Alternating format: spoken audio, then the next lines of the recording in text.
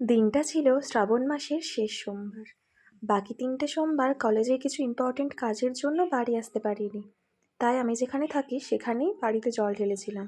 শেষ সোমবারে বাড়ি এসেছিলাম, তাই একটু মন্দিরে যাওয়ার জন্যই রেডি হচ্ছি। আমি এখানে হালকা সবুজ রঙের একটা সুন্দর তাঁতের শাড়ি পরেছিলাম। আসলে সবুজ রঙের পরার কোনো প্ল্যান ছিল না, ভেবেছিলাম একটা লাল আর সাদা রঙের সুন্দর শাড়ি আছে সেটা পরবো, কিন্তু তারপর ভাবলাম এই সবুজ রঙের চুড়িগুলোও ছিল অনেকদিন আগে থেকেই, শাড়ির সাথে বেশ ভালোই ম্যাচ করে যাচ্ছিল।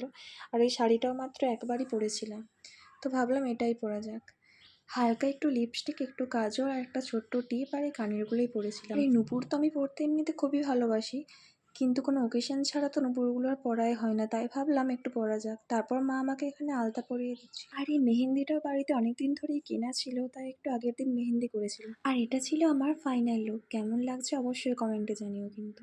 তো ভাই আমাকে টিউশন থেকে এসে যেহেতু নিয়ে যেত মন্দিরে, তাই ভাই টিউশন থেকে আসতে অনেকটাই লেট হয়ে গিয়েছিল, প্রায় 12:30 বেজে গিয়েছিল। তো আমি রেডি হয়ে মা যখন বাড়িতে পুজো করছিল, বাড়িতে একটু শিবের মাথায় জল ঢেলে নিচ্ছিলাম। তারপর ভাই আসার পর আমি যখন গিয়েছিলাম প্রায় 12:30 বেজে গিয়েছিল।